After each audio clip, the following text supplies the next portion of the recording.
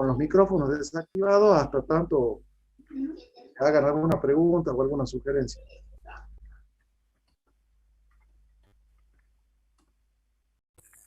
Buenas tardes, profesor. Sí, hola, buenas tardes, Alejandro, ¿cómo le va?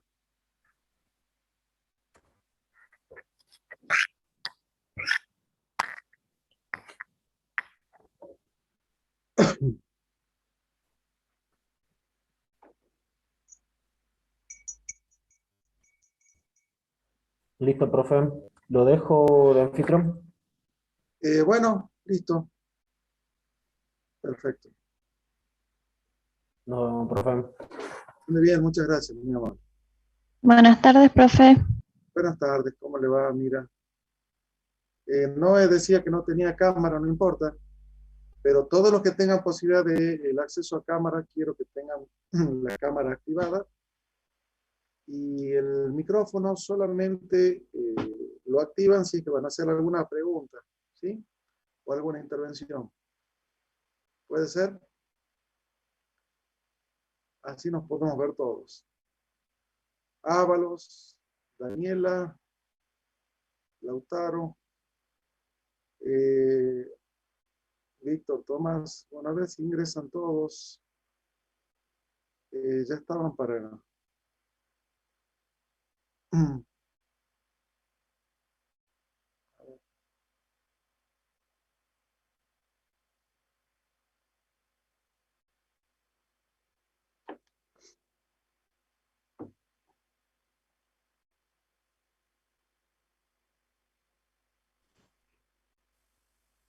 Buenas tardes a todos. Vayan ingresando, por favor.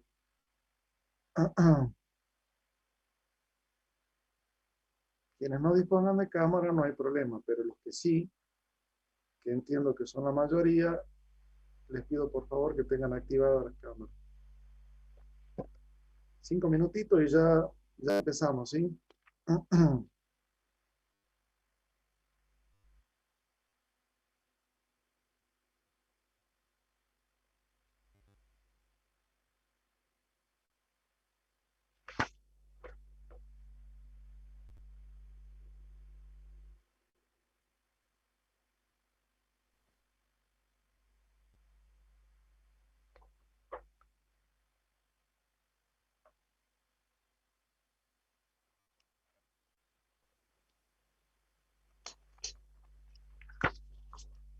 Sonia, buenas tardes, ¿cómo le va?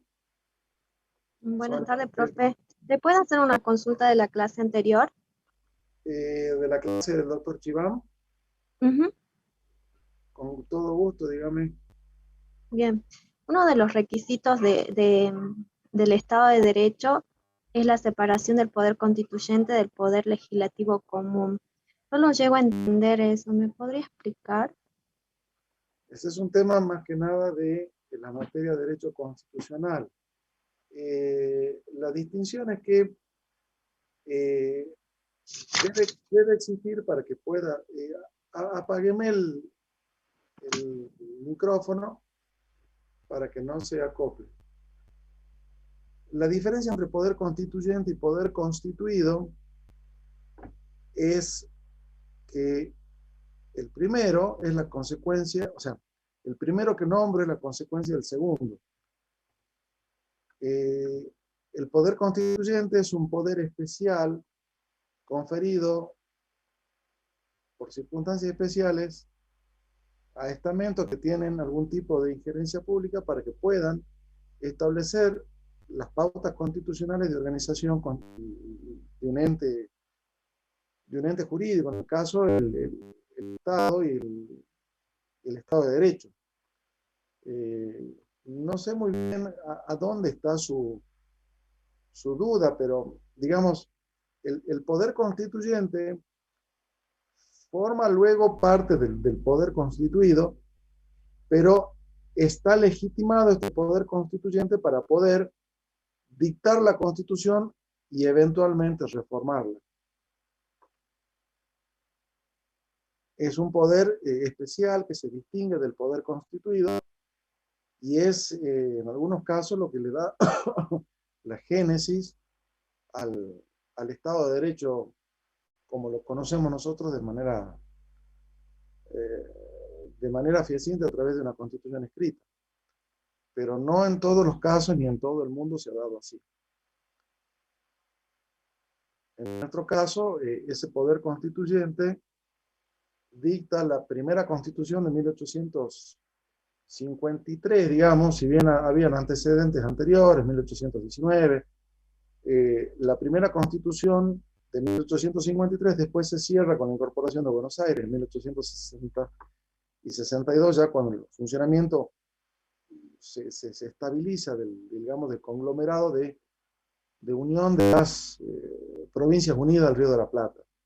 Y después, bueno, han existido sucesivas reformas constitucionales. La última reforma de mayor gravitación, donde usted puede distinguir el poder constituyente y el poder constituido, ha sido justamente esa encomienda que se le da a los convencionales constituyentes para que puedan decidir reformas de la Carta Magna que después han sido plasmadas a nivel nacional en 1994 y a nivel provincial en 1998. Brenda, apágueme el audio, por favor. Brenda Georgina Barbosa, ahí está, gracias. Quisiera que me siga ahí, Sonia.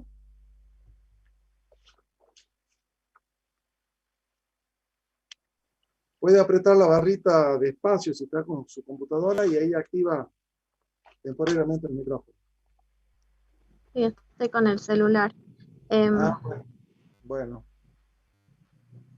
¿Lo entendió Sonia? Más o menos. Más o menos. Pero sí. Bueno, de todas maneras, a ver, la cuestión de la distinción del poder constituyente o del poder constituido me parece que no es un tema de gravitación tan importante para la materia que estamos viendo nosotros, ¿sí? Tiene en realidad mayor fundamento si usted está estudiando específicamente una materia que se llama Derecho Constitucional. Nosotros abordamos el estudio del derecho constitucional y en esta clase lo vamos a ver como fuente fundamental del derecho administrativo. Hoy nos toca hablar del tema del derecho administrativo y sus fuentes. Y evidentemente la fuente más importante es la Constitución. Y está bueno poder distinguir el poder constituido del poder constituyente. Es el poder que tiene la facultad de dictar la norma fundamental y eventualmente modificarla. A diferencia del poder constituido, ya es el poder que se estabiliza conforme lo establece la Carta Magna, ¿sí? ¿Me sigue hasta ahí, Sonia? Pero yo le consultaba, profe. Sí, yo le consultaba, ¿sabe por qué? Porque yo rendí ahora el final y yo di la bolilla 1 y una de las preguntas que me hicieron es esta, digamos, que dé la diferencia del poder constituyente del poder legislativo común. Bien. Y bueno, me dijeron que podía consultarlo en clase, por eso era mi consulta. Bien, bien, bien. Bueno, sí, no hay problema. Lo que me gustaría, o sea, vamos a volver a tocar este tema, Sonia, durante el desarrollo de esta clase, ¿sí? Porque vamos a tocar el tema de derecho constitucional como fuente fundamental del derecho administrativo de la Constitución de la Nación, ¿sí? Le aconsejo que la tenga a mano, ¿sí? Como fuente principal de estudio, ¿sí? Junto con las específicas normas de derecho administrativo, como es la ley de procedimiento nacional, la ley de procedimiento de la provincia, la constitución de la provincia y algunas leyes específicas, ¿sí? Así que bueno, esperemos un momentito a ver si se incorpora alguien más. Brian parece que tiene ganas de tocar música, Brian y Manol. Según su foto icónica ahí. DJ parece que es. Bueno, a ver, ¿por qué no? A ver, quisiera que la mayoría habiliten sus...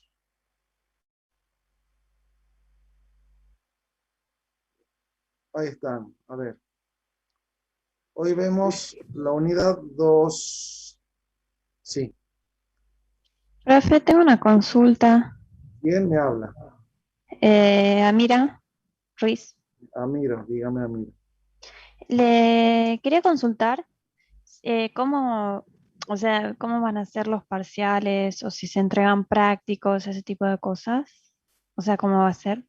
Miren, no tengo todavía especificación al respecto porque está dependiendo también de las disposiciones que dicte la autoridad sanitaria, ¿sí? Así que por el momento seguimos de manera virtual y seguramente será algún tipo de trabajo a modo de cuestionario con No, claro, multiple choice. claro, Pero yo le preguntaba si se van a entregar trabajos prácticos por Word por, o e- o por los eso parciales. por eso les digo, mira, va a depender si podemos nosotros trabajar bajo otra modalidad o tiene que ser o tiene que continuarse con la modalidad de comunicación por Zoom. Pero de eso ya se va a informar de manera anticipada y con razonable espacio temporal. Más allá de eso, sea cual fuere la modalidad que se use, lo importante es que ustedes lo entiendan, no tanto la forma en que lo expresen, ¿sí? ¿Me sigue hasta ahí? Sí, profe. Gracias Bueno, igual por mira, la información. no, por favor. Bueno, por favor, les insisto, quienes puedan, habiliten sus cámaras para que podamos tener la sesión lo más virtual y en tiempo real posible, ¿sí? Dejen desactivados sus micrófonos solamente para las intervenciones.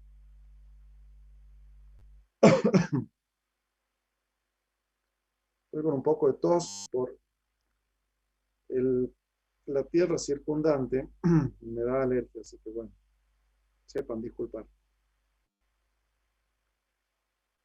Ya iniciamos.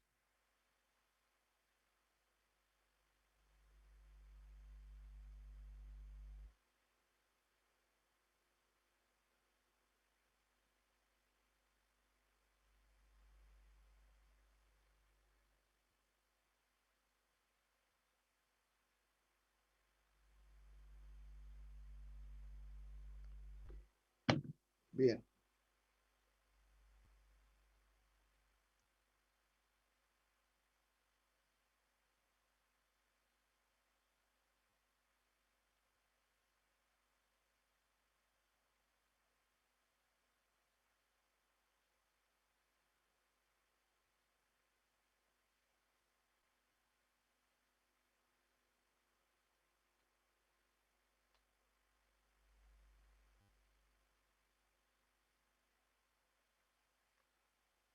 Me indica el sistema que tengo 195 participantes.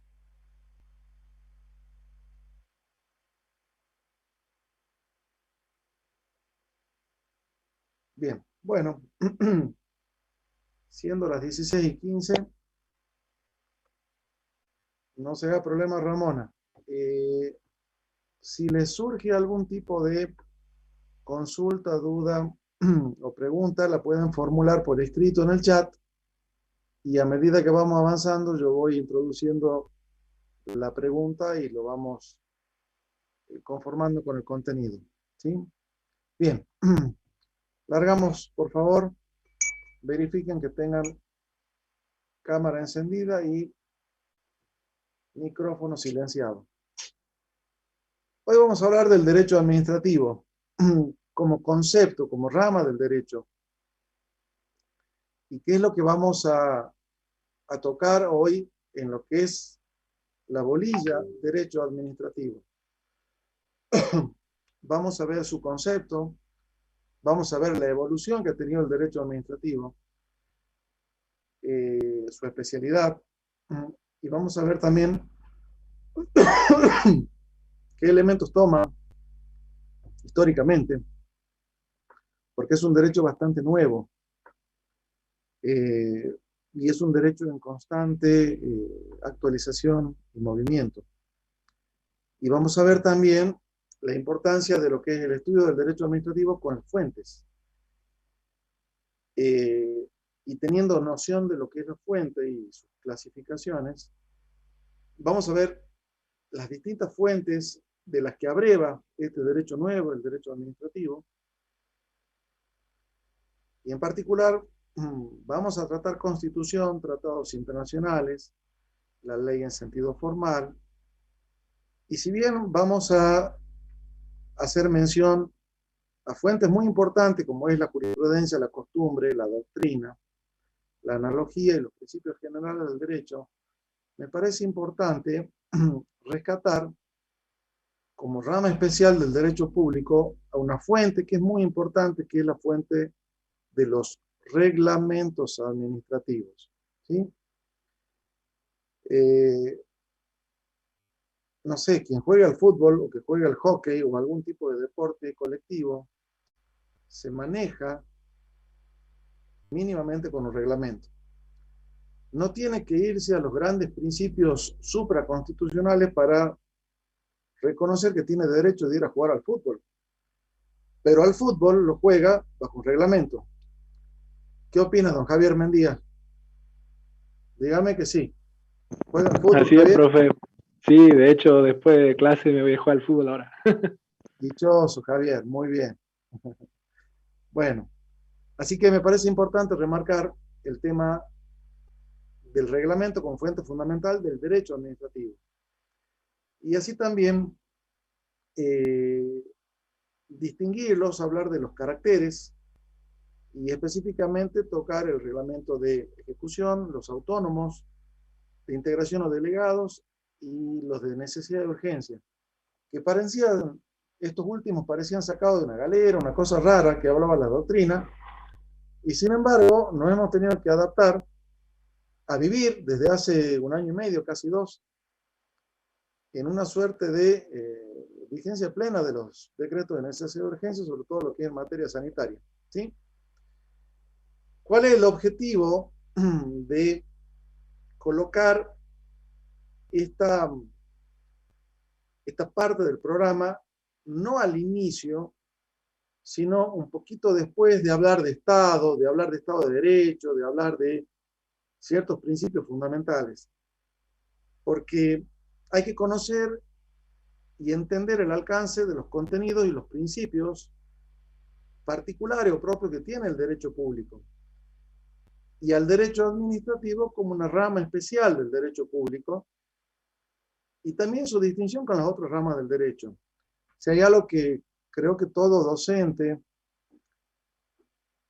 trata siempre de defender y distinguir, es la especialidad de su materia. No me cabe duda de que toda materia que está incorporada en un programa de estudio tiene su especialidad. Y el derecho administrativo no escapa a este concepto, ¿sí? Es un derecho especial. Y lo importante de estudiar esta rama especial del derecho público va a ser que nos permite identificar con otras fuentes del derecho, con otras ramas, y abordar el estudio de los reglamentos administrativos como la forma fundamental de exteriorización de la función administrativa. Así como nosotros vamos a estudiar al acto administrativo como la forma en que la administración pública exterioriza su voluntad destinada a un sujeto en particular, cuando lo tiene que hacer para la generalidad lo hace a través de los reglamentos. ¿Sí? Denme un momentito que estoy derivando una llamada y ya largamos, ¿sí? Hasta ahora, ¿alguna duda, alguna cuestión que quieran preguntar antes de entrar en tema?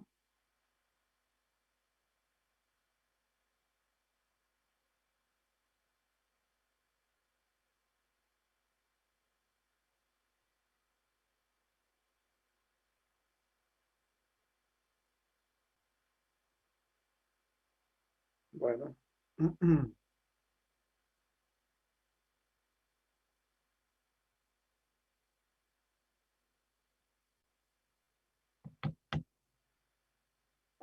Bien.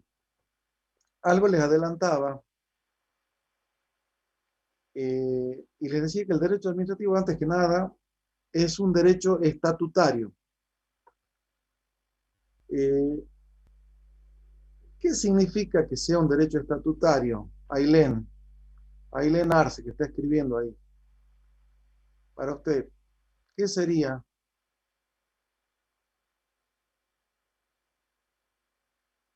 ¿Por qué digo que es un derecho estatutario? ¿Qué rige? ¿Para qué sujeto rige el derecho administrativo? ¿Me escucha, Ailén? Sí, Ahí está. Hola, Ailén, ¿cómo le va? bien. ¿Por qué digo que el derecho administrativo es un derecho estatutario?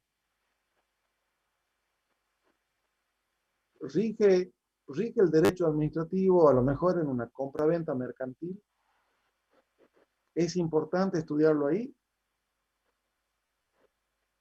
¿O dónde va a regir el derecho administrativo? ¿En qué ámbito? En, en tipo de empresa, Ojo, depende de qué empresa. Si es una empresa del Estado, una empresa con participación social mayoritaria puede ser.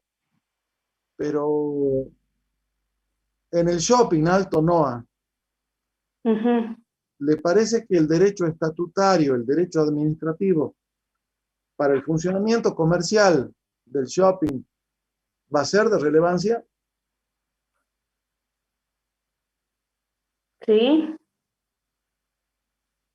Yo le diría que va a tener relativa importancia, pero más que nada, ¿a dónde va a regir el derecho administrativo? ¿En el ámbito de la administración privada o pública? Privada. ¿Quién dijo privada? Pública. Pública. Bien.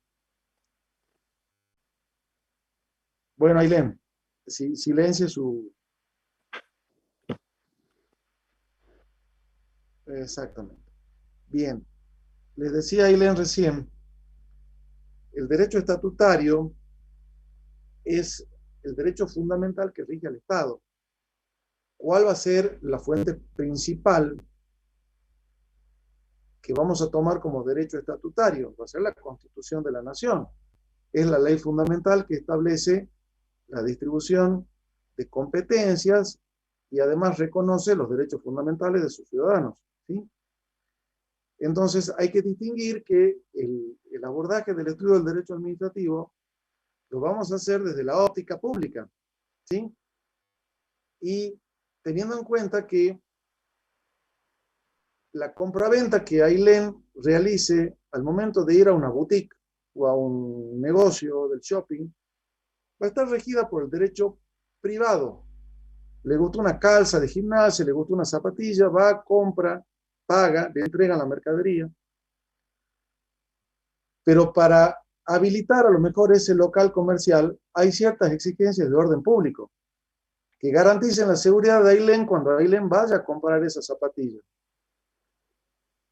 Y la relación que la va a involucrar a Ailén con el dueño del local o con quien la atienda va a estar regida por el derecho privado. Pero la vinculación que tenga eventualmente ese dueño del local o el representante legal del shopping frente al Estado provincial o municipal va a ser una relación regida por el derecho público. Y cuando hablamos de derecho público en confronto con el derecho privado, tenemos que tener en cuenta que hay una particular situación jurídica, porque en el derecho privado, los sujetos que están relacionados en esa compraventa mercantil están en una posición de igualdad. Sí, profesor. Sí. En lo que es el derecho público, hay una suerte de subordinación de los administrados frente al Estado, porque justamente el Estado reúne en su personal una serie de prerrogativas. Justamente esas prerrogativas tienen su razón de ser o de existir en procura de la satisfacción de lo que se llama el interés público o colectivo, que es distinto a lo que en el derecho privado, derecho común, se denomina interés individual o interés privado. ¿Sí? ¿Qué interés tenía Ailén en ir a comprar su zapatilla? Satisfacer una necesidad para poder salir a hacer una caminata.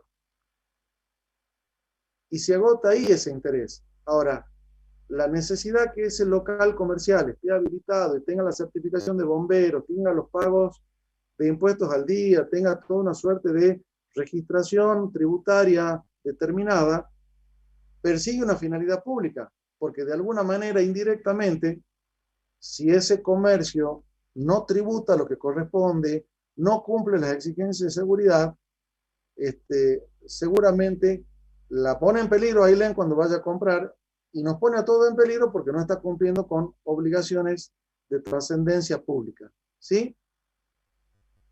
¿Me siguen hasta ahí? ¿Alguna Sí. Sí, pregunta? profe. Sí, sí, profe. Bien. Vamos a acercarnos a una noción del derecho administrativo, ¿sí? Hay, como todo, conceptos del derecho administrativo como algo muy grande o como algo muy específico. Hay una parte de la doctrina que entiende que el derecho administrativo es la rama del derecho que estudia no solamente la actividad de la administración pública, incluyendo la del Poder Ejecutivo y los órganos dependientes del Poder Ejecutivo, como todas las entidades descentralizadas, sino también toda actividad de tipo administrativo que esté realizada por órganos que cumplen algún tipo de cometido estatal. Esto tiene gravitación importante, puesto que los poderes legislativo y judicial, no solamente el Poder Ejecutivo, en esta concepción amplia, van a realizar actividad administrativa sujeta a los principios que rigen esta disciplina. Esta acepción amplia hoy es la admitida por la generalidad de la doctrina, como también de los organismos internacionales, puesto que el derecho administrativo estudia no solamente la actividad administrativa específica. Amira Ruiz, esto se encuentra en la plataforma. Sí, Amira, yo le pido por favor que no le perdono la ignorancia, como dice usted. Lo que no le perdono es que deje de preguntarme, para eso son estas clases. Les decía entonces que el derecho administrativo es la rama del derecho que no solamente estudia la actividad administrativa que realiza el Poder Ejecutivo y sus órganos dependientes, sino también toda la actividad administrativa que desempeñan o realizan otros entes u otros poderes. Trátese del Poder Legislativo, trátese del Poder Judicial, como también de otros entes públicos que, aunque no formen parte formal de la organización política estatal, cumplen algún tipo de cometido estatal. Hay otra parte de la doctrina que considera que el derecho administrativo debiera solamente limitarse al estudio de los servicios públicos, ¿sí? Es decir, que el derecho administrativo vendría a estudiar solamente lo atinente a la creación y gestión de los servicios públicos. A ver, le pregunto a Tony Solís. Tony Solís, ¿me escuchás? Sí, profe. Hola, Tony. Para vos, ¿habría que estudiarlo el derecho administrativo de forma amplia o solamente restringido lo que sería el servicio público, su creación y la gestión? De forma amplia. De forma amplia. Y si yo te diría, ¿qué es un servicio público? Más allá de que hay una bolilla específica para eso. Donde vos estás sentado ahora, Tony, ¿en qué se evidencia que haya un servicio público?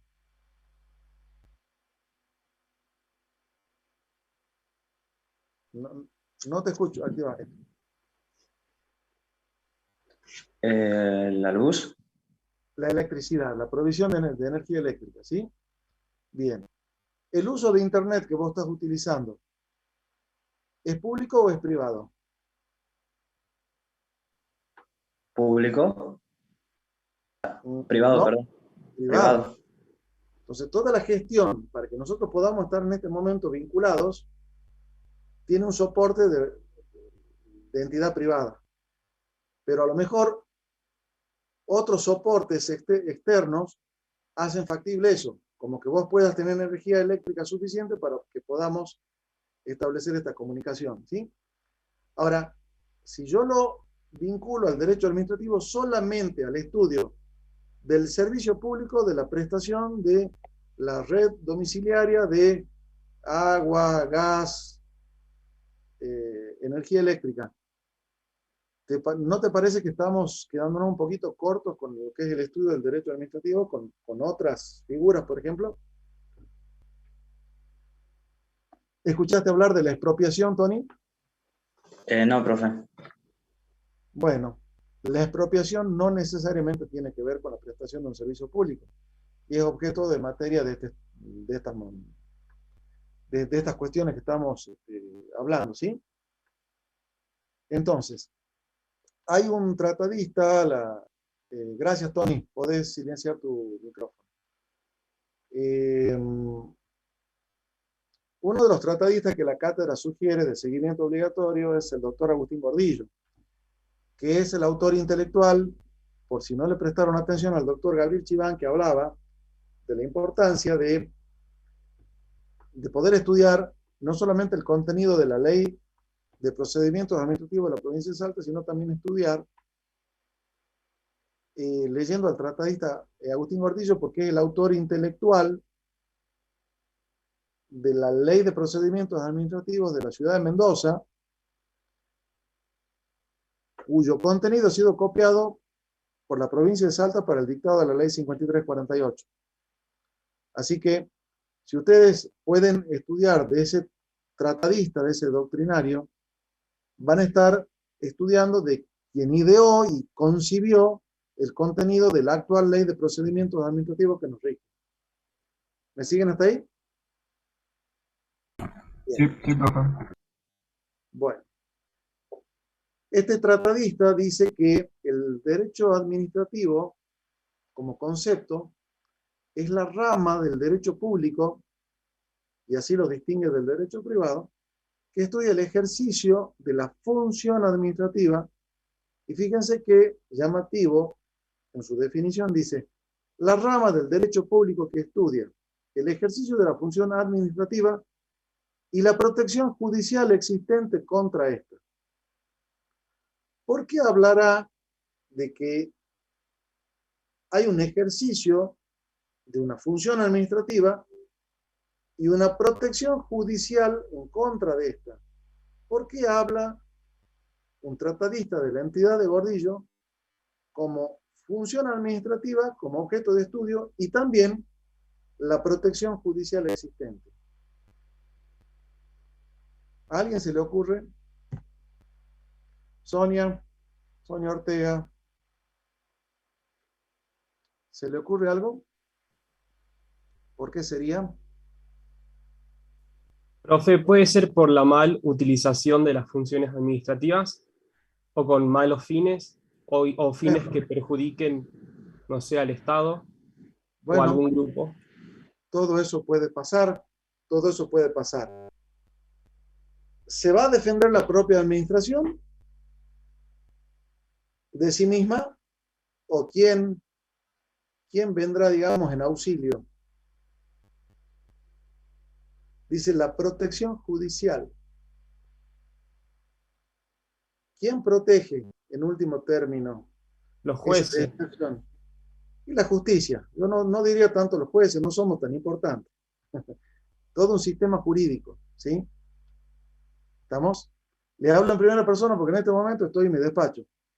Y yo me manejo en una suerte de esquizofrenia porque trabajo en el ámbito del derecho público a la mañana y a la tarde hablo de derecho privado, digamos, y a la tarde hablo de derecho público. Así que bueno, se ríe acá el amigo. Bueno, una parte importante del estudio de esta materia es poder comprender que si bien hay entes que se encargan del control concomitante de la gestión administrativa, como ser las sindicaturas, Hay también controles posteriores como las auditorías y también, ya fuera del ámbito administrativo, el Poder Judicial, a través de juzgados específicos, que en el ámbito de la provincia de Salta hay los dos juzgados contenciosos administrativos con asiento en la jurisdicción del centro, son los que tienen a su cargo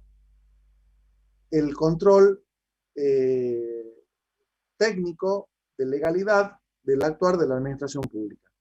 Ahora, no todo llega ahí, no todo se canaliza por el Poder Judicial, pero fíjense qué importancia la existencia de esta función administrativa y del control judicial en contra, porque evidentemente el ejercicio del poder genera en algunos casos abusos. Vos has puesto recién ejemplos de abusos, ¿sí? Lo que se llaman vías de hecho administrativas o desviación de poder, y cuando no llega a ser suficiente el control que tiene la propia administración para enmendar sus propios errores, porque todos cometemos errores, viene, digamos, a colación una parte muy importante del Poder Judicial para poder salvar eso a través del control judicial. En materia de otra bolilla, lo vamos a ahondar en otro momento para que podamos seguir. Y quiero entrar ahora un poquito a hacerle una reseña de las etapas o de la evolución histórica que ha tenido el derecho administrativo.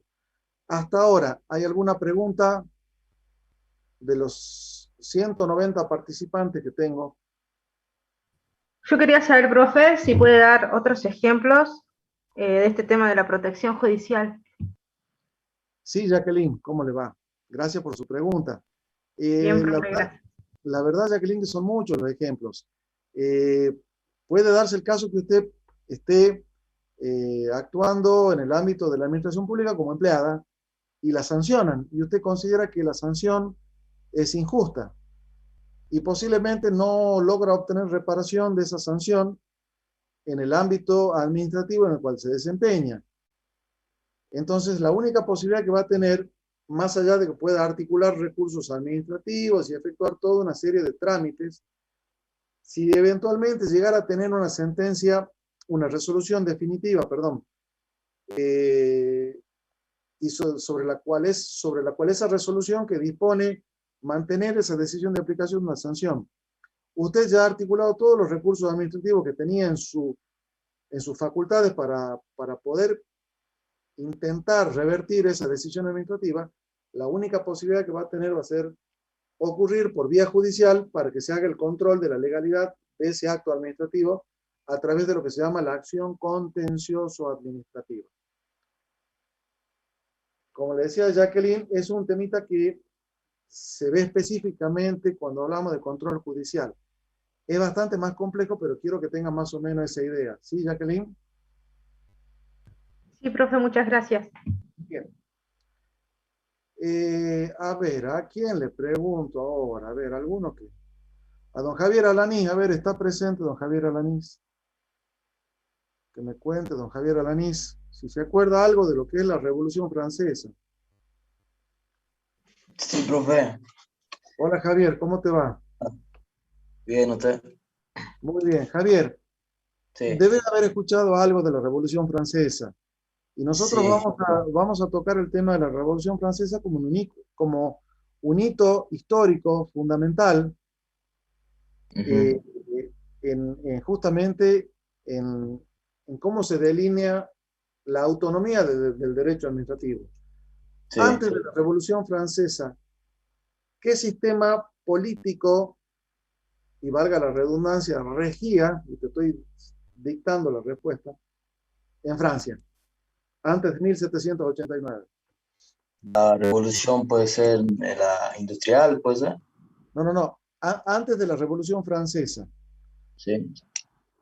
¿Qué sistema político imperaba? ¿Había una república? ¿Había una monarquía? ¿Qué había? Una monarquía, profe. Una monarquía. Y esa monarquía, en todo un sistema feudal, Sí. había aglutinado un montón de poderes, ¿sí? Sí. Esa división de poderes que hoy conocemos la delinea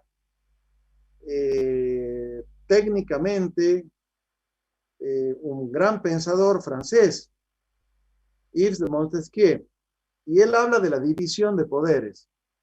Sí, mira, era la época posterior al señor feudal. Entonces, por eso es que es tan importante estudiar la Revolución Francesa como un hito importante en la historia del mundo, porque a partir de ahí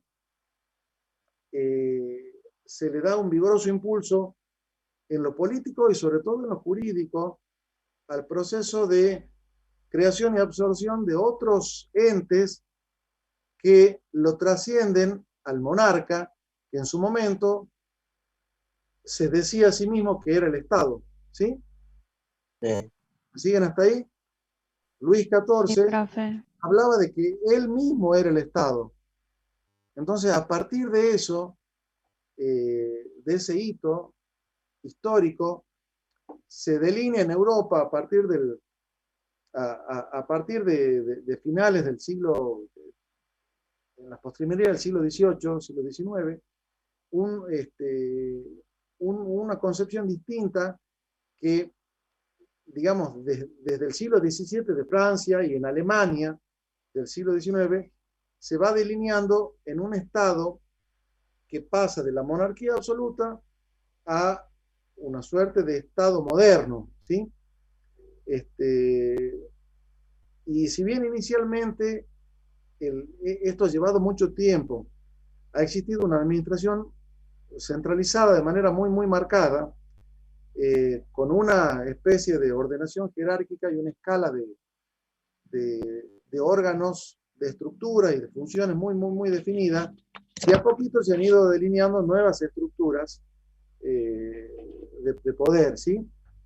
De todas maneras, quizás no es la analogía más directa el sistema constitucional francés al sistema que nos rige actualmente, porque nosotros hemos abrevado en el ámbito local de ciertas pautas tomadas del derecho francés de esa época, la hemos adaptado, pero también hemos tomado mucho del sistema anglosajón, y sobre todo de cuestiones como la autonomía de entes locales, que son los municipios y que después generaron una aglutinación de otros entes que formaron provincias y que fueron los antecedentes institucionales que dieron lugar a lo que hoy conocemos como República Argentina. ¿Sí? En la actualidad, más allá de que es importante delinear estas dos fuentes de las que abreva el derecho administrativo, tanto anglosajón y sobre todo de las instituciones de Estados Unidos y las instituciones que tomamos a partir de la Revolución Francesa, de la Europa continental, se delinea hoy la actualidad del derecho administrativo. Y más allá de cuál sea el sujeto operador de ese derecho, más que nada estudiamos hoy en el derecho administrativo todas las funciones esenciales del Estado, apelando más que nada a un criterio material u objetivo sobre la función administrativa, y que obviamente comprende de manera primordial la actividad reglamentaria. Hay una serie de principios que sustentan este estudio, que es el llamado Estado de Derecho o Estado de Justicia y el principio de legalidad, la limitación al intervencionismo estatal, el concepto de suplencia o de subsidiariedad que explicaba el doctor Chiván en la clase pasada, y más que nada la concepción del Estado de Derecho.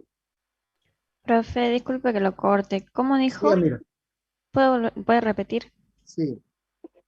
Les decía que se delinea el derecho administrativo actual como la rama que estudia las funciones esenciales del Estado, partiendo de ciertos principios fundamentales, que es el Estado de Derecho o Estado de Justicia, el principio de legalidad, la limitación al intervencionismo estatal, en base al principio de la suplencia o de subsidiariedad, y fundamentalmente abarcar lo que se llama el Estado de Derecho como el régimen donde preexiste a la actuación de la administración pública y de los entes que la componen, la sujeción a una norma. El Estado de Derecho parte de ese concepto, del principio de legalidad, o sea que no puede actuar el Estado o cualquiera de sus entes si no hay previamente una norma que disponga o ordene su actuación, le confiera competencia y a la cual la propia administración, aun cuando ella sea la que dicte esa norma, se subordina. ¿Sí? ¿Me siguen hasta ahí? Sí, profe. Sí, profe. Sí, profe. Bueno. ¿Alguien me puede decir si tiene idea de cuál es el concepto de fuente?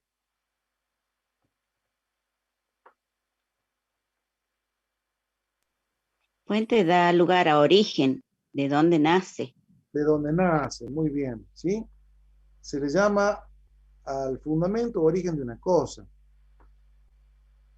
Se distingue un poquito en el derecho administrativo porque la fuente, más que nada, hace referencia a los medios por los cuales se expresa el derecho, ¿sí?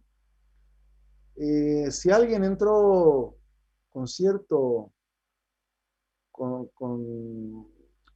tiempo suficiente, me habrá escuchado hablar algo de poder constituyente y poder constituido, y hablaba de la Constitución, ¿sí? Hay muchas fuentes que nutren al derecho administrativo, ¿sí? Evidentemente, la fuente quizás de mayor importancia sea la Constitución de la Nación, pero no deja de ser menos importante la doctrina de tratadistas específicos, los principios generales del derecho, la jurisprudencia, los reglamentos, los actos, los contratos administrativos. Entonces, nos vemos en la necesidad de establecer cierta categoría o cierta clasificación de las fuentes. No se ponen de acuerdo mucho los autores, algunos hablan de fuentes materiales y formales, otros hablan de fuentes originarias o derivadas, algunos dicen que hay fuentes racionales y positivas, generadoras o reveladoras, directas o indirectas, inmediatas o mediatas. Yo en todo caso esa dicotomía de clasificación de las fuentes lo dejaría en todo caso para respetar a la que ustedes adhieran según sea el tratadista que sigan. Pero sí me interesa, más allá de hablar de las distintas clases de fuentes, hablar de un tema que es importante y hablar de la jerarquía de esas fuentes. Porque pueden haber muchas, pero no todas tienen la misma jerarquía. ¿A ustedes les parece que con todo el respeto que yo le tengo a mi trabajo, el dictado de una sentencia en el juzgado a mi cargo pueda tener la misma entidad que la Constitución de la Nación? No. No la tiene. Por eso la jurisprudencia viene a estar en una jerarquía menor a la Constitución de la Nación. Evidentemente, la Constitución Nacional, por imperativo de su artículo 31, es la ley suprema de la Nación. Y junto a la Constitución de la Nación, hay una serie de normas que tienen una entidad internacional y un reconocimiento como tal que las coloca en el mismo nivel de la Constitución porque la Constitución las reconoce así. ¿Cuáles son? Los tratados internacionales. Los tratados internacionales que sean incorporados como fuente constitucional, que tengan esa jerarquía constitucional. Porque también hay otros tratados comerciales y otro tipo de acuerdos internacionales que no necesariamente tienen la misma categoría o rango de la Constitución Nacional. Cualquier cosita me dicen, paro y volvemos. Pero me interesa que distingan que tenemos la Constitución Nacional y los tratados que la propia Constitución reconoce de igual jerarquía sobre todo todos los tratados que versan sobre derechos humanos. Derechos humanos, muy bien. Bien. Muy cerquita, pero un poquito más abajo de la Constitución Nacional y los tratados con jerarquía constitucional. ¿Qué otras fuentes conocemos? Las leyes de la nación. Las leyes de la nación. Bien. Y también tenemos leyes provinciales, leyes municipales, que se le llaman ordenanzas. Tenemos normas que rigen internamente al Poder Judicial, como sean las acordadas. Es decir, que aún en una misma categoría de fuente, como sean las leyes, las normas, tenemos las leyes de la nación, las leyes provinciales, las leyes municipales y otras normas estatutarias. Y también estudiamos nosotros como fuentes directas del derecho administrativo, según les decía al inicio de la clase, a los reglamentos administrativos. Nuestra Constitución de la provincia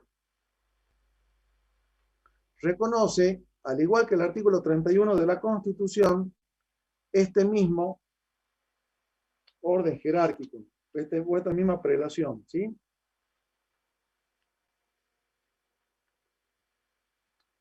Les voy a leer el artículo 86 de la Constitución de la provincia. ¿Sí? Dice la Constitución de la Nación, las leyes nacionales y esta Constitución son la ley suprema de la provincia. Raquel, ¿qué materiales se utiliza para la materia? Este es uno, Raquel, mire, se lo presento, Raquel. Constitución de la provincia de Salta. Fundamental. ¿Por qué? Porque cuando yo le pregunto en su examen final, jerarquía de las fuentes, con que usted me recite este artículo, doy el tema por sabido. ¿Sí? Sigo leyendo.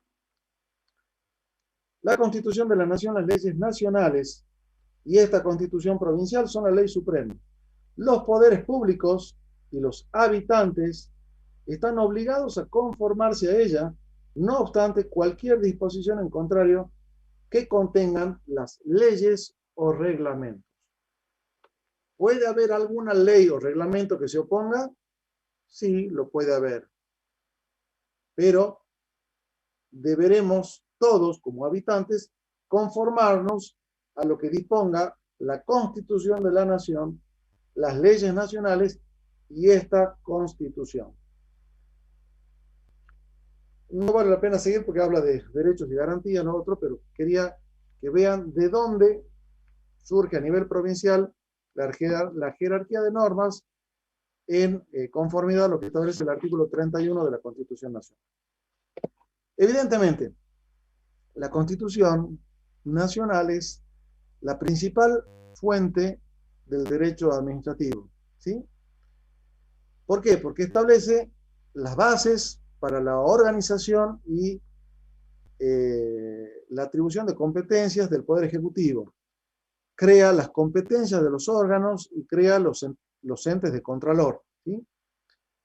De hecho, la auditoría general surge del propio contenido de la Carta Magna, ¿sí? Dicta, digamos, el derecho administrativo en sí, tanto en la organización de los poderes del Estado como de las provincias. Y hace además la proyección de los derechos fundamentales y efectúa la declaración de derechos, deberes y garantías. O sea, imagínense si no es importante la Constitución de la Nación. Si encima a esa Constitución de la Nación nosotros le agregamos la letra de todos los demás tratados internacionales, van a ver que este librito que tengo acá yo, bastante grueso, no solamente contempla todas las normas de la Constitución Nacional, sino que además contempla sus antecedentes históricos Miren, de este librito, solamente esto es Constitución de la Nación. ¿Sí? Con sus 129 artículos y sus disposiciones transitorias.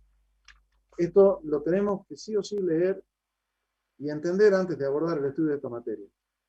Pero además de esta Constitución Nacional, yo tengo que tener en cuenta todos los antecedentes históricos que desembocaron en el dictado de esta Constitución y todas las reformas, el contenido de todos los que son tratados internacionales y normas que la complementan, ¿sí? Profe, ¿puede decir, puede mostrar el nombre y el autor? No, esto es una compilación, no sé. No puedo hablar de autores con no es compilación de leyes, ¿sí? Entonces buscamos la Constitución Nacional así con antecedentes históricos.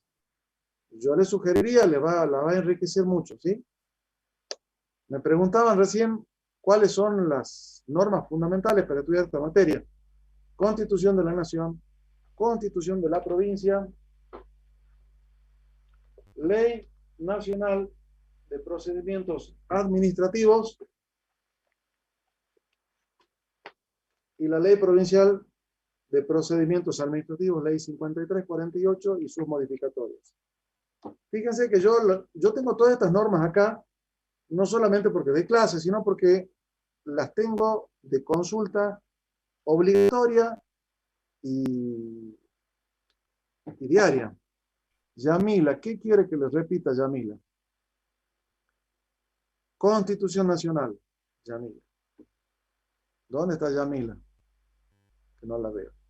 Constitución Nacional, Constitución... Sí, profe. Hola, Yamila. ¿Qué quiere saber Yamila? ¿Qué quiere que le repita? Bien. Constitución Nacional, sus antecedentes históricos y los tratados internacionales. Constitución de la provincia, la de la nación tiene que ser la de 1994, o sea, con todas las reformas introducidas por la ley, por la reforma constitucional de 1994, y de la provincia de Salta, la de 1998. Junto con estas normas fundamentales, tienen que estudiar la ley 19.549, que es la Ley Nacional de Procedimientos Administrativos, con su decreto reglamentario,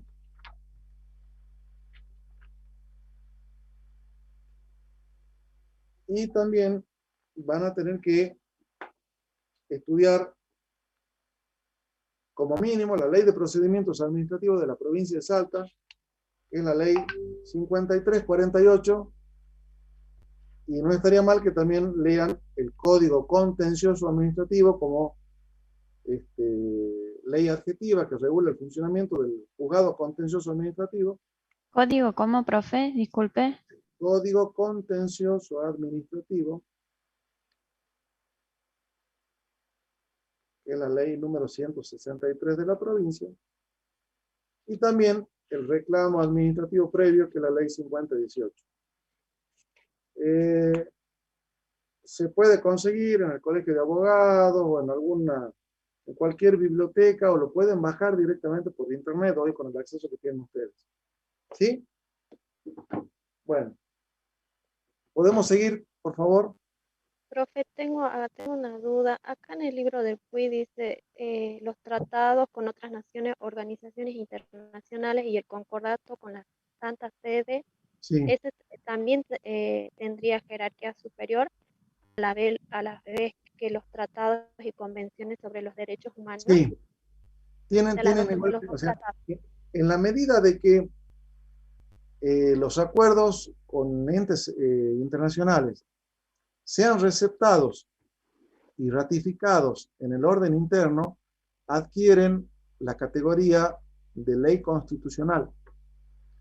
Pueden haber otros tratados de cuestiones a lo mejor de menor trascendencia, que no tienen la misma jerarquía constitucional, pero sí rigen y son fuente del derecho administrativo. Fundamentalmente lo que tienen que tener en cuenta es que todo lo que tenga que ver con derechos humanos están considerados como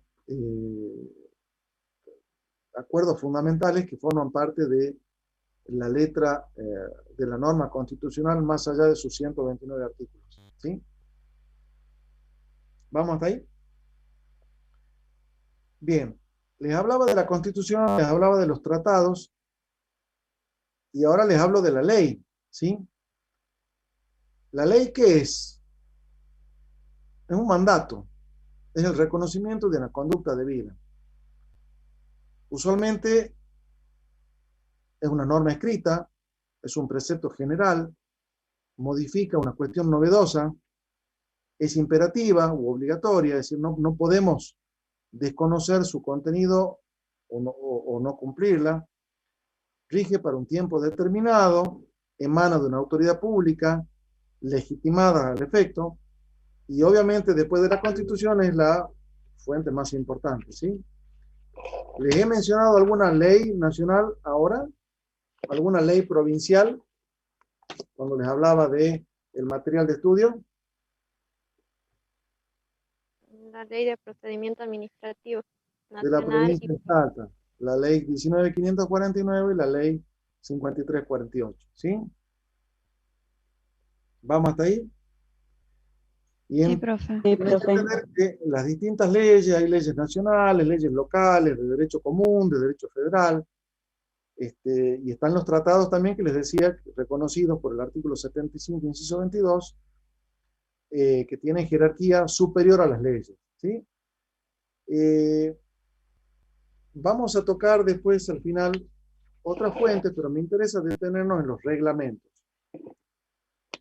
Díganme si hay alguna otra pregunta antes de que entremos a el tema reglamentos. ¿Podría repetir el penúltimo artículo que dio, que era 1600, puede ser? Y no me acuerdo si es provincial o nacional.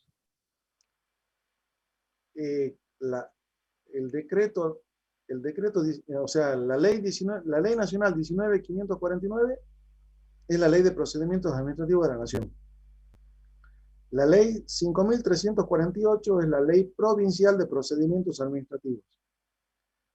Hay otras normas también importantes que hace falta que conozcan, que es el Código Contencioso Administrativo, que es una suerte de código de procedimiento que complementa al Código Procesal Civil y Comercial.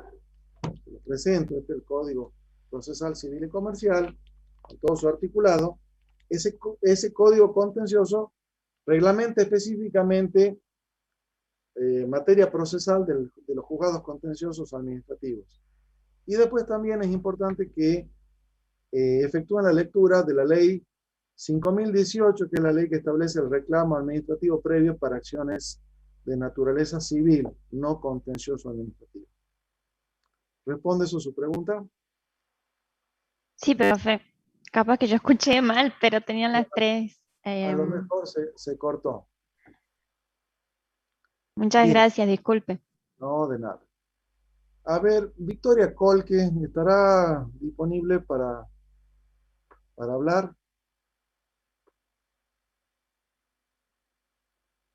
Vanessa Rojas, Valentina Molina. Ya le pregunto a los muchachos, ahora estoy preguntando. Sí, profe. ¿Quién me habla? Victoria Colque. Hola, Victoria, ¿cómo te va? Victoria. Sí, profe, también. Bien, ¿y usted? Valentina Molina. Bueno, ¿cómo les va? ¿Tenés la ley de procedimientos administrativos de la provincia de a mano? No. ¿Alguien que tenga la ley de procedimientos administrativos a mano, por favor? Para que no tengan que leer yo y poder tomarme un café. Bueno, yo, profe. Bueno. Están en el chat. Yo también, profe. Bueno, a ver. Alguien que me lea la primera parte del artículo 25 de la Ley de Procedimientos Administrativos de la provincia.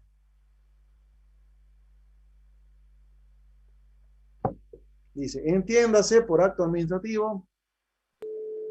Toda declaración unilateral efectuada en ejercicio de la función administrativa que produce efectos jurídicos individuales en forma directa. Bien. La definición que da el artículo 25, más allá de que algunos tratadistas opinen que no es conveniente que una ley contenga definiciones, me parece que no hay manera más clara de definir al acto administrativo como lo hace el artículo 25 de nuestra ley provincial. Y dice que el acto administrativo es una declaración unilateral, es una emanación de voluntad que la exterioriza el Estado en ejercicio de la función administrativa y que produce efectos jurídicos. Y esos efectos jurídicos los hace de manera individual y directa. La distinción que tiene el acto administrativo con el reglamento administrativo únicamente difiere en qué. ¿Alguien me puede decir? En los efectos jurídicos. ¿En qué aspecto del efecto jurídico? ¿Individual? ¿Individual o general? En los reglamentos es general. Es general. Y en el acto administrativo es individual. Individual. Bien, si yo digo que una norma, una ley nacional debe ser conocida y cumplida por todos, una fuente fundamental del derecho administrativo son los reglamentos, que son una norma también de alcance general, aunque de menor jerarquía que una ley nacional. ¿Sí? ¿Me siguen hasta ahí? Sí, profe. Bien. Sí, profe.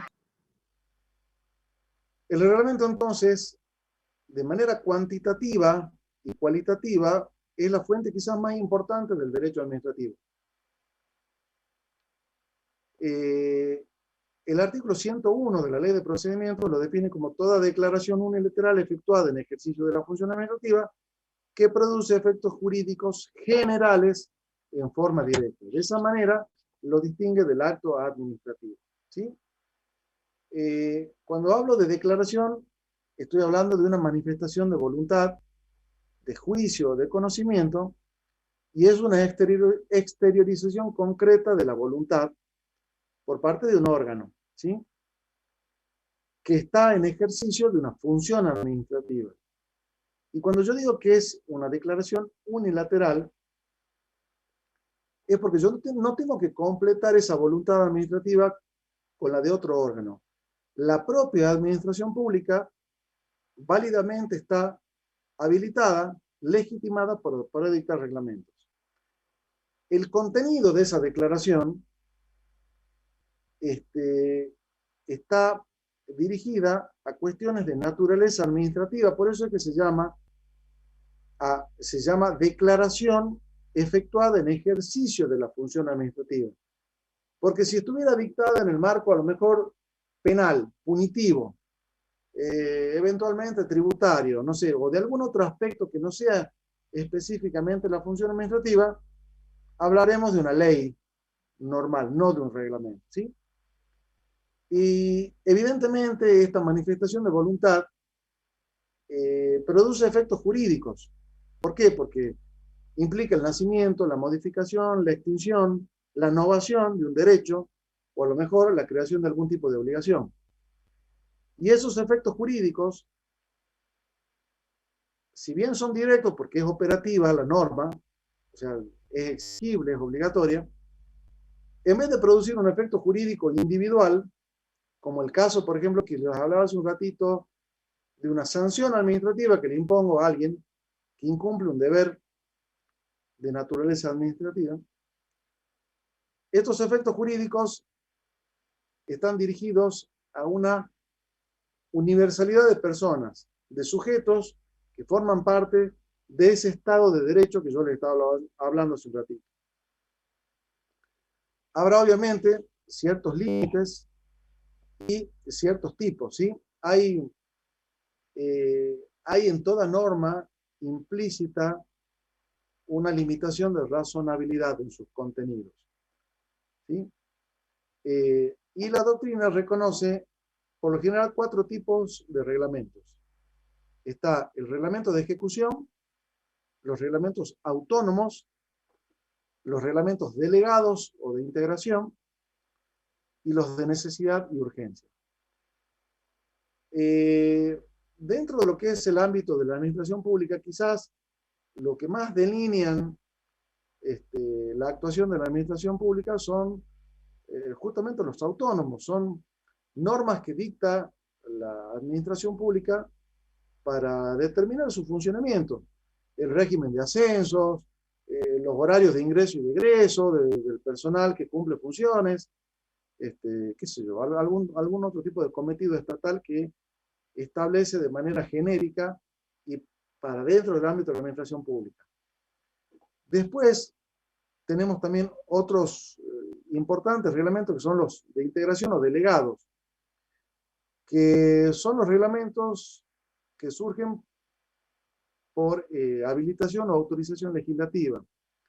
Es decir, son actos de naturaleza normativa que versan sobre materia o competencias que, si bien son propias del Congreso, por algún tipo de habilitación normativa, permiten que la administración pública o algún ente en ejercicio de la función administrativa dicte reglamentos debido a determinada materia o competencia. Por ejemplo, lo que son las leyes sobre estupefacientes, a que se conocen como leyes penales en blanco, porque justamente la creación y la dinámica que tiene el avance tecnológico hace que a lo mejor lo que era una sustancia tóxica o no permitida hace 20 años, hoy lo sea, ¿sí? O por alguna cuestión científica, o por algún otro tipo de requerimiento de naturaleza técnica, ¿sí? Y esto lo que se busca a través de este reglamento de integración o delegado es completar una norma que se encuentra ante un vacío que no le es posible o no le es conveniente prever, porque si yo hoy, 8 de septiembre del 2021, digo, solamente las sustancias que se califican como estupefacientes son esta y esta, a lo mejor se crea sintéticamente una nueva droga de acá a 5 años y queda excluida de ese régimen, a lo mejor de punibilidad o de profilaxis, ¿sí? Sanitaria. Me interesa ir a dos reglamentos que son muy, muy importantes, que son los reglamentos de ejecución y los reglamentos de necesidad y urgencia. ¿De dónde surge la facultad reglamentaria de algunas normas? ¿Alguien sabría decirme la distinción entre ley operativa y ley programática? ¿Alguien escuchó eso?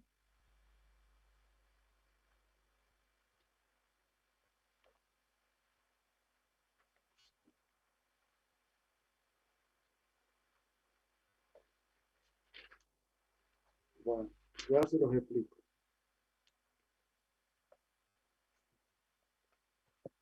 El artículo 99 de la ley de la Constitución de la Nación dice que el presidente de la Nación tiene una serie de atribuciones. Y dice en el artículo 99, inciso 1, que el presidente de la Nación es el jefe supremo de la Nación, jefe de gobierno y responsable político de la administración general del país. Por lo tanto, podrá dictar reglamentos autónomos en el ámbito de su jefatura, ¿sí? Es el jefe supremo de la nación, es el jefe de gobierno y responsable político de la administración general del país. Si para cumplir ese cometido estatal que está contemplado en la Constitución Nacional, artículo 90, inciso primero, tiene que dictar un reglamento autónomo, pues justamente está facultado, está investido de legitimación para hacer. Vamos ahora al inciso segundo. Quien tenga, por favor, posibilidad de verlo, buscarlo, googlearlo, pongan el artículo 99 de la Constitución de la Nación y lean el inciso segundo, que dice que el presidente de la Nación, dentro de todas las atribuciones que tiene, posee también la atribución de expedir las instrucciones y reglamentos que sean necesarios para la ejecución de las leyes de la nación, cuidando de no alterar su espíritu con excepciones reglamentarias. Y acá donde dos veces nombra el término reglamento, reglamentario, y me parece que es una función muy, muy, muy importante del Poder Ejecutivo, puesto que cuando una norma no contempla en sí misma, en su contenido, la posibilidad de ser ejecutada de manera directa, se requiere su reglamentación para poder aplicarla, para poder hacerla efectiva. Cuando una norma se basta a sí misma y no necesita ningún reglamento o actividad reglamentaria, se la llama norma operativa, ¿sí? Y es una norma que usualmente la dicta el Congreso de la Nación o las legislaturas provinciales o el Consejo Deliberante en el marco del ámbito municipal. Ahora, cuando nosotros hablamos de una norma que necesita otra que la complemente, vamos a estar en presencia de lo que se llama una norma programática, ¿sí? ¿Y qué significa eso? Que la norma principal va a establecer las pautas generales y básicas y una norma secundaria la va a completar. En el ámbito de lo que es el estudio de nuestra materia, la Ley Nacional de Procedimientos Administrativos de la Nación tiene su decreto reglamentario. En el ámbito de la provincia de Salta, la Ley 5348, por su extensión y su, digamos, su modalidad de redacción, resulta operativa per se. ¿Me siguen hasta ahí? Ahora, esta Una consulta. Sí, ¿quién me habla? Acaba de mencionar que la norma nacional es programal. La norma nacional, al momento de su dictado, ha sido programática. Con posterioridad se dicta el decreto ley 1752 y la completa y la complementa como decreto reglamentario. Ah, bien. Perfecto, gracias. ¿Estamos? En la provincia de Salta, la ley 5348 no tiene un decreto reglamentario, puesto que, más que nada, su redacción, cuando ustedes la lean, se van a dar cuenta que la ley de la provincia de Salta, comparada con la ley de la nación, es mucho más larga. Pero si ustedes, profe, ¿puede repetir la operativa? Sí, Roxana, Yamila. Sí, justamente le estoy hablando de el carácter operativo de la ley, es decir, que no, cuando una ley se basta a sí misma y no necesita otra ley que la complemente. Y es lo que está pasando con la ley 5348 en el ámbito de la provincia de Salta. En el ámbito de la nación, tenemos una ley básica, genérica, y un decreto reglamentario que establece a lo mejor qué requisitos debe reunir en cuanto a la forma, la interposición de un recurso de revocatoria o reconsideración. Más allá de que la norma programática diga ante el dictado de un acto administrativo que deba ser recurrido, el primer recurso que deberán interponer será el recurso de revocatoria o reconsideración. Y la norma, digamos, operativa directamente va a establecer las pautas que debe reunir ese recurso de revocatoria. Por darles un ejemplo, nada más. ¿Sí? ¿Los reglamentos siempre son decretos? No. Para hacerte gráfico, acá hay dos envases, ¿sí? Los dos tienen agua, pero esta forma se llama decreto y esto se llama resolución. Por darte un ejemplo simbólico, ¿no? Usualmente a las decisiones administrativas que dicta con alcance individual y general el Poder Ejecutivo, o sea, el gobernador, adquieren la forma exterior de decreto, ¿sí? Cuando la lean a la ley de la provincia van a ver cómo dice ahí. Pero no confundan el continente con el contenido, porque a lo mejor una resolución, a ver, la decisión de imponerle una sanción a Yamila, por ejemplo, si emana del gobernador, tendrá forma de decreto. Y si emana del jefe de dependencia, tendrá nombre de resolución. Y si emana de un subsecretario, emanará bajo la forma de una disposición. Pero el carácter de decisión, de voluntad de la administración pública para aplicar una sanción a Yamila, va a ser el mismo. Va a cambiar solamente, no el contenido, sino la forma del continente, ¿sí? Y en este caso se llama decreto. Pero no deja de ser un acto administrativo al cual se le llama decreto, y una resolución también podrá ser un acto administrativo que se le llama resolución. ¿Responde a tu pregunta? Sí, gracias. Buenísimo. Bien, ¿cuál es el límite? Si yo vuelvo al artículo 99, inciso segundo de la Constitución de la Nación. Alguien que ya lo haya abierto, googleado, tenga la norma, la norma ahí al frente, alguien que me diga cuál es el límite en la facultad reglamentaria de una ley. ¿Cuál es el límite que tiene el Poder Ejecutivo para reglamentar una norma emanada del Congreso? No alterar su espíritu. No alterar su espíritu, ¿con qué? Con excepciones reglamentarias. Bien. ¿Qué significa eso? Que si yo digo algo como norma general, al momento que yo reglamente esa norma, tendré que tener cuidado de no crear tantas excepciones reglamentarias que al fin y al cabo me desvirtúen la figura y el interés jurídico que yo tenía en miras al proteger, cuando yo pensé como legislador en dictar esa norma. ¿Me entienden? Fíjense cómo se conjugan voluntades de distintos poderes, el poder legislativo y la facultad reglamentaria del poder ejecutivo. ¿Sí? ¿Vamos hasta ahí? Sí, profe. Bien. Y vamos ahora a una muy linda figura que es la de los reglamentos de necesidad de urgencia, y siguiendo el artículo 99 de la Constitución de la Nación, que además tiene su correlato en el artículo, si no me equivoco, 144 de la Constitución de la provincia, después me fijo bien. El presidente de la Nación, como el gobernador de la provincia, tiene facultades de dictar reglamentos de necesidad y urgencia. ¿Y qué son estos reglamentos?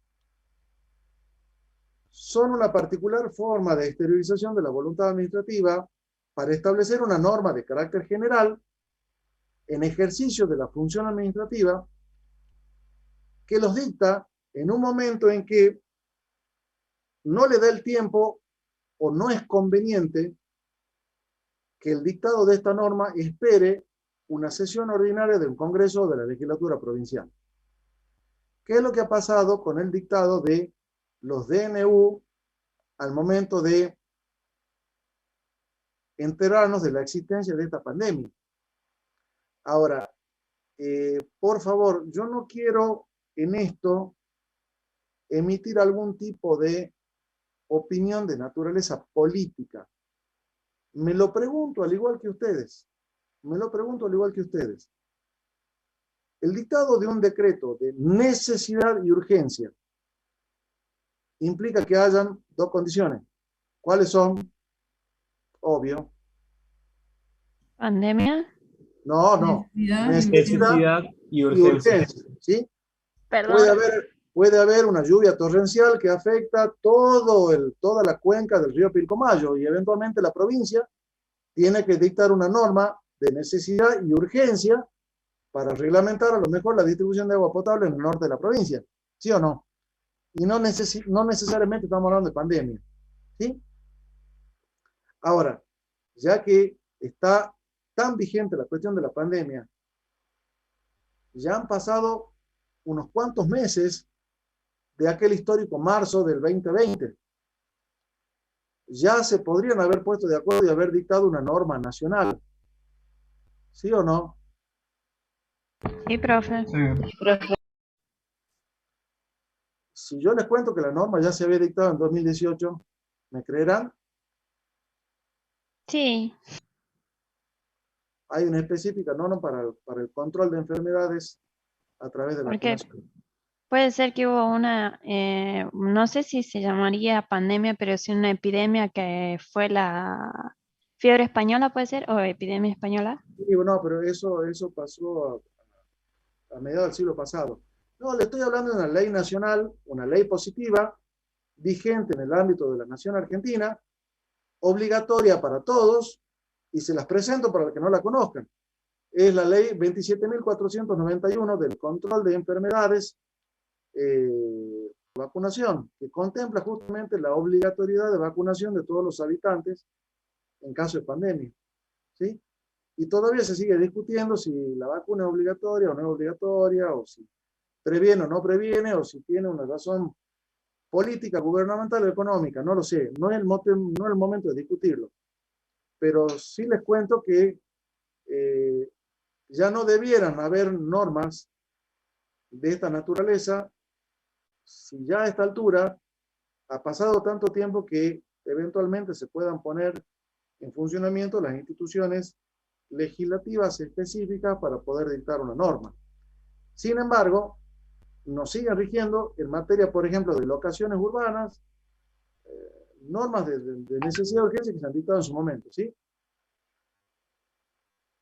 Pero bueno, no quiero hacer una opinión ni una apología política de esto, solamente le estoy dando un dato objetivo, y es que en el ámbito de la nación existe una norma específica para cuestiones de pandemia, y que a lo mejor, ante esta particular situación del COVID-19, amerite una reglamentación específica. Puede ser, porque en su momento, cuando se dictó esta norma y entró en vigencia, que es en diciembre de 2018, no hablábamos de COVID-19, ¿sí?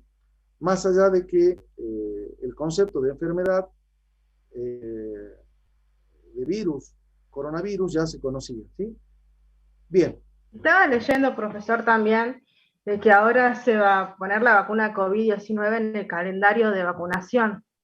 Sí, y es más que probable, y es más que probable que nos tengamos que vacunar todos los años durante varios años, ¿sí? Y ojalá algún día podamos erradicar este maldito virus, ¿sí?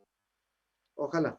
Profe, ¿le puedo hacer una pregunta sin ánimos de ofender ni de nada, obviamente, ¿no? Absoluto, mira, dígame. Usted dice que en la ley 27.471 es... 91. 91, ahí está, ahí la corrijo, listo. Esa ley dicta de que si ocurriese, en caso extraordinario, por ejemplo como ahora, una pandemia, tendríamos que vacunarnos. ¿Eso no iría contra el derecho personal?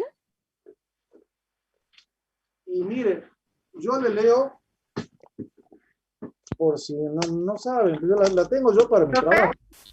Hola. Disculpe, ¿no? Yo quería hacer acá un pequeño comentario. Por lo que estamos viendo de la materia de derecho administrativo, dice que no solo corresponde la salud de cuidarnos a nosotros mismos, sino también a toda la población y a la comunidad. Y creo que no, Mire, el derecho de salud de uno mismo personal, digamos, sino que hay que ver el bien común.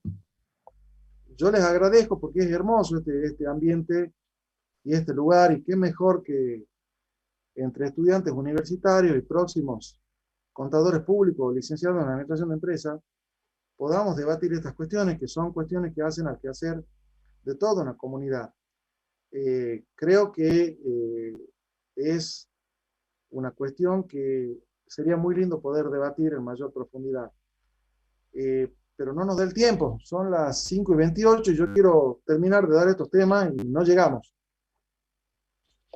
Pero sí quiero advertirles que rige para el ámbito de la nación esta norma 27.491, dice en su artículo 7º que las vacunas del calendario nacional de vacunación, las recomendadas por la autoridad sanitaria para grupos en riesgo y las indicadas en una situación de emergencia epidemiológica, son obligatorias para todos los habitantes del país conforme a los lineamientos que establezca la autoridad de aplicación.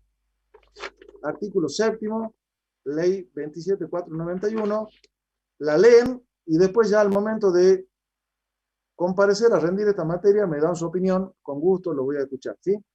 Ahora solamente se los menciono como un dato objetivo. Sigamos adelante, por favor. ¿Les parece? Sí, profe. Bien.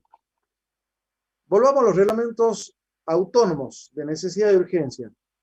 Se dictan en casos excepcionales ante una emergencia pública. Hay una cuestión de falta de tiempo que no puede seguir el dictado de una norma y los trámites ordinarios para la sanción de una ley. La materia para la que puedan regir no deben, eso sí, regular materia penal, tributaria, electoral o régimen de partidos políticos, es decir, hay un límite de materia. La decisión debe adoptarse en acuerdo general de ministros y el acto, digamos, esta decisión de dictado de una norma de esta naturaleza debe ser refrendada por una figura que incorpora la última modificación constitucional, que es con la firma, con el refrendo del jefe de gabinete de ministros. La Constitución Nacional además exige que, una vez dictados estos reglamentos de necesidad y urgencia, sean sometidos en un plazo breve, que son de 10 días en el ámbito de la nación, creo que son 15 en la provincia, a una comisión bicameral permanente para que se expida sobre su procedencia. Y en igual plazo, elevarlo para tratamiento a la Cámara. Todavía no se ha emitido el reglamento que regule este trámite, hasta el día de hoy. Pero bueno, y menos aún ha sido constituida esta comisión bicameral, pero bueno, de todas maneras el mecanismo constitucional existe. Más allá de eso, lo que me interesa es que ustedes sepan de que la Constitución de la Nación y la provincia de Salta contemplan la posibilidad de emisión de este tipo de decretos. 144, les había dicho, creo que es el 142 de la provincia de Salta. Ya les digo. 144. ¿Sí?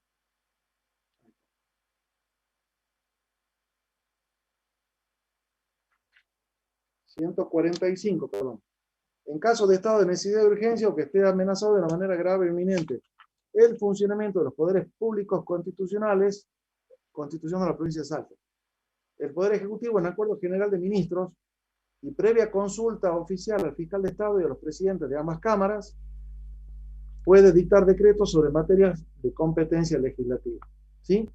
Informa de ello a la presidencia mediante un mensaje público. ¿Sí? Y establece una serie de pautas como que transcurridos 90 días de su recepción por la legislatura sin haber sido aprobado o rechazado, el decreto de estado de necesidad y urgencia queda convertido en ley. En esto difiere del trámite de la puesta a consideración de la comisión bicameral permanente que contempla la Constitución de la Nación. De todas maneras, es importante que sepan la existencia de estos reglamentos, cuáles son las condiciones de procedencia, ¿sí? Por último, hemos hablado de las fuentes. Constitución, tratados internacionales, receptados y aprobados en el ámbito interno, leyes de la nación, demás tratados que no sean tratados admitidos y recepcionados expresamente, pero que son normas también de derecho público.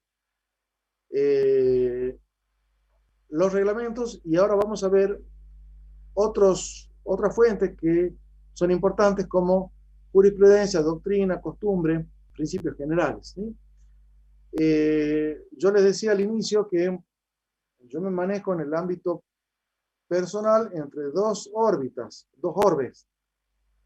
El académico, en el marco del derecho público, que es el derecho administrativo, y en el laboral diario de mi trabajo como juez civil y comercial.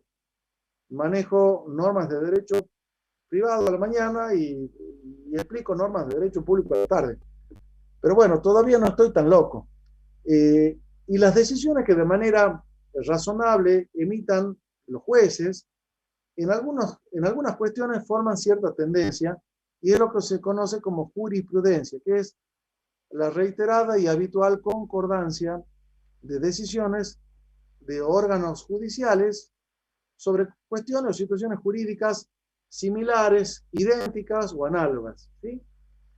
Y es una fuente formal importante del derecho, porque si hablábamos de que el derecho administrativo estudia la función administrativa y el control judicial en contra de esta, pues evidentemente en el ámbito del derecho administrativo, las decisiones reiteradas y habituales que tomen los órganos judiciales, llámese en el caso de la provincia, juzgados contenciosos administrativos, y eventualmente el control que pueda hacer la Corte, será importante para tomar las pautas de cómo ven, cómo conciben o cómo contemplan la solución a determinadas situaciones jurídicas que se presenten de manera similar o parecida.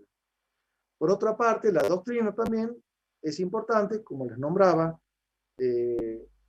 las pautas que brinda el ideario del contenido de nuestra norma procedimental en el ámbito de la provincia, que es el doctor Agustín Gordillo, y a cuya obra se accede de manera gratuita, simplemente con ingresar a la página www.gordillo.com, pueden tener ustedes acceso de manera gratuita a toda la obra de este distinguido tratadista, sin perjuicio de que puedan ustedes decidir estudiar del tratadista que mayor claridad expositiva consideran ustedes que tengan, ¿sí? Por otro lado, la costumbre es otra fuente importante del derecho administrativo, como una serie repetitiva de comportamientos o de hábitos de una comunidad social a las cuales se reconoce un valor a seguir. Y hay otras fuentes también del derecho administrativo, como será la analogía, que es cuando una determinada situación no encuentra solución en la letra concreta determinada de la ley, pero haciendo una interpretación un poquito más amplia y tratando de adaptarla a un caso similar, se pueden llegar a soluciones razonablemente similares y justas, ¿sí? Y si en el caso no se llegara a algún tipo de solución, por la analogía, se deberán recurrir a supraprincipios constitucionales que se les llaman principios generales del derecho, ¿sí?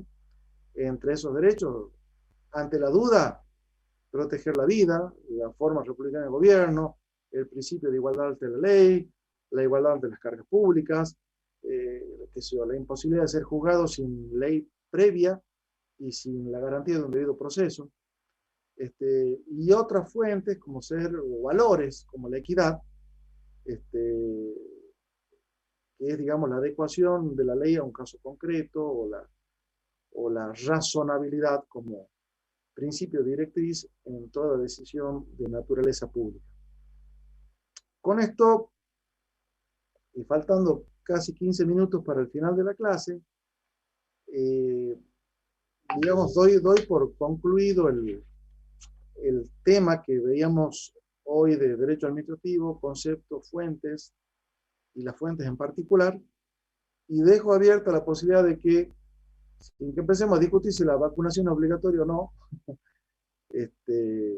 nos centremos en los temas que hemos visto hoy, y si hay algún temita para explayarnos o para volver a tocar, me dicen por favor.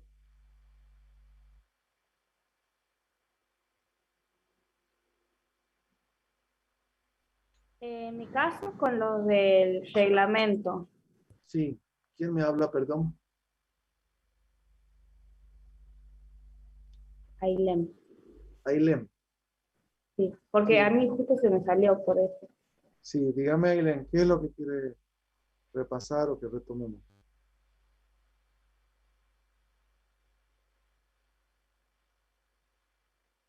Lo que no me quedaba claro era el decreto y la resolución.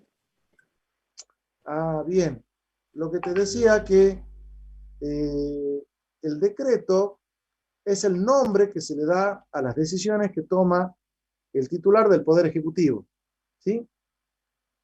Y se dice, el señor presidente de la Nación decreta, el señor gobernador decreta. Es la denominación que la ley le da a la forma en que el gobernador expresa su voluntad, más allá de que el contenido pueda ser similar a lo que decida alguna otra autoridad pública, que el nombre que se le va a dar al instrumento por el cual hace conocer su voluntad pueda ser llamado resolución o en algunos casos disposición. pero la denominación decreto alude únicamente a una formalidad que reviste las decisiones del titular del Poder Ejecutivo, en el caso, el gobernador o el presidente de la República. ¿Sí? Para que no te hagas más problemas. Profe, Sí, María Elena habla. sí, María Elena. Puede ser que, no sé si me quedó claro a mí, el decreto lo dicta, por ejemplo, el gobernador o el intendente en su caso, que tienen la función ejecutiva, pero a su vez hay funcionarios de jerarquía inferior que dictan resoluciones o otros actos administrativos que Sí, tienen María capaz Elena. la misma función, pero son de rango inferior. Sí, pero más allá de eso, la formalidad que reviste se le llamará resolución o se le llamará instrucción, circular, reglamento. Claro. Pero no cambia el contenido de eso, la forma que tenga, ¿sí? No, Yo claro. puedo, Sí, yo puedo tomar agua en esto que se llama decreto, o puedo tomar agua de acá que se llama resolución. ¿Me entiende? sí, sí. Yo sí, sí, sí. Bien. ¿Algo más? Profe, una consulta. Sí, Camila. Yo tengo que doctrina, según el manual del doctor Puig, es una fuente indirecta y de aplicación subsidiaria. ¿A qué se refiere con aplicación subsidiaria? Y bueno, hemos empezado siendo 195. Ahora vamos 144. Yo no creo que todos pensemos igual. Y eventualmente yo voy a tener que tomar decisiones en las que no voy a poder estar de acuerdo con todos ustedes, 144 alumnos que están participando. Entonces, yo podré escuchar su opinión, que es lo que hacen los tratadistas del derecho administrativo. Opinan sobre institutos del derecho administrativo y a su entender, algunos dicen que el derecho administrativo solamente debiera limitarse a estudiar el servicio público, y otros dicen, no, tenés que estudiar no solamente el servicio público, sino que tenés que estudiar toda la actividad que desempeñan los órganos estatales que cumplen alguna función administrativa. Y bueno, en algunos casos se aceptará una postura o en otros no.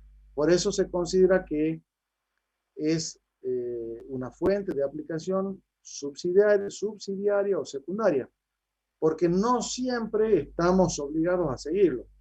Ahora, si yo tengo una norma constitucional que establece que el plazo de duración del mandato del presidente es de tantos años, no puede venir un tratadista doctrinario a decir, no, debiera ser 16 años la duración del mandato del presidente de la República, porque hay una norma operativa que dice que no.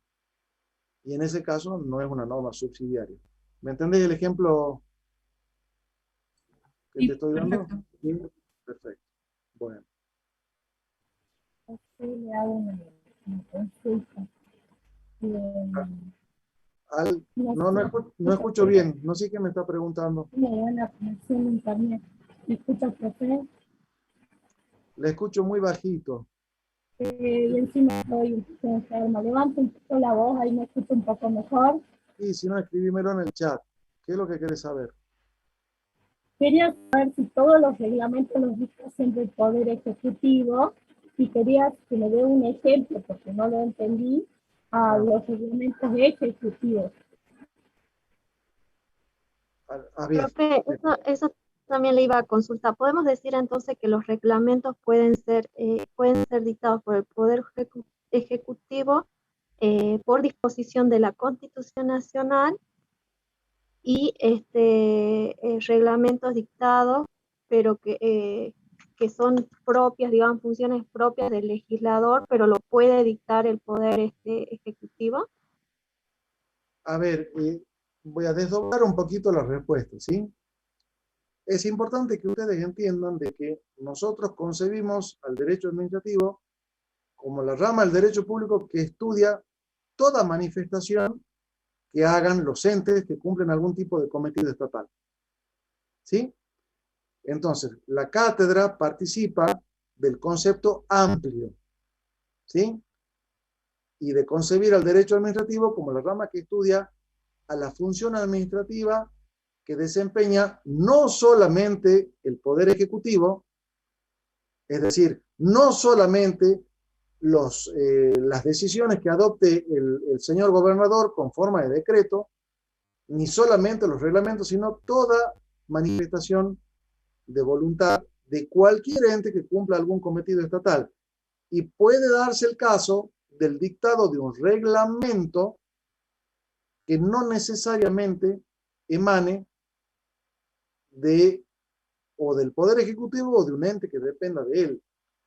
Por ejemplo, la Corte de Justicia de la provincia de Salta puede dictar, mediante una acordada, un reglamento que establezca la modalidad de ascenso y sanciones al personal administrativo del cual forma parte. Y eso serían reglamentos más de tipo interno, digamos, de organización interna nada más, ¿no? Eso sería un reglamento autónomo, sí. Pero, de todas maneras, no necesariamente tiene que emanar del Poder Ejecutivo para que tenga la cualidad de reglamento como norma de alcance general en materia de función administrativa. ¿Me entienden? Y creo que la otra parte de la pregunta decía si solamente atendía a la modalidad, bajo la modalidad de un decreto. No necesariamente. Puede revestir el carácter de cualquier otra figura del derecho administrativo, no necesariamente la de un decreto. ¿Sí? ¿Contesta eso la pregunta?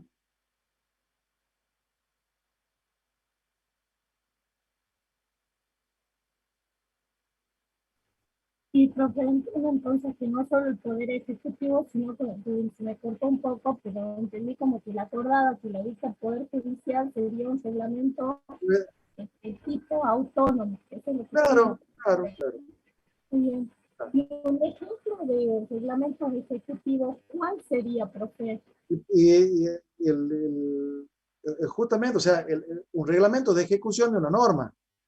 Ahí sí, ya no cualquiera puede ejercer esa facultad reglamentaria, y por eso les leía el artículo 99 y el artículo 144 de la Constitución de la provincia, porque son atribuciones del Poder Ejecutivo. Reglamentar una norma, es decir, dictar una norma complementaria a una ley para que sea más fácil su aplicación y su ejecución, ¿sí? Esa norma la viene a completar, por eso se le llama también de ejecución o de integración, porque la integra la norma, ¿sí? Para hacerla más fácil en su aplicación. Y emana del Poder Ejecutivo con el límite de no alterar el espíritu que tuvo en su momento el legislador, los legisladores que pensaron esa norma, y que con esa reglamentación no altere su espíritu, no cambie el sentido que tenía la norma, con excepciones reglamentarias. Puede ser como ejemplo ahí, profesor, la ley de impuestos que tiene su reglamento, digamos. Sí, más allá de que yo no comparta el contenido de algunas pautas reglamentarias de la ley tributaria actual, sí. Y el ejemplo más concreto lo tienen en la Ley de Procedimientos Administrativos de la Nación. Hay una norma y un decreto reglamentario.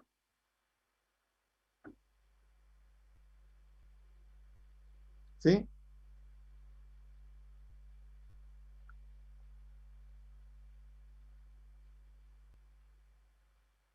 Profe, tengo una consulta que no tiene nada que ver con la clase. Entonces no me la haga.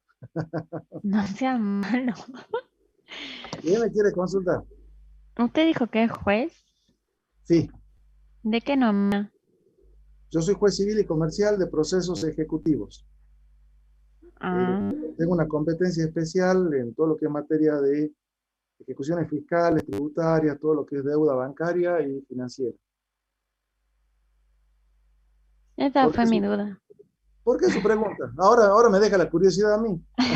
Porque usted dijo que era juez y bueno, se me... Bueno. Por saber, por curiosidad.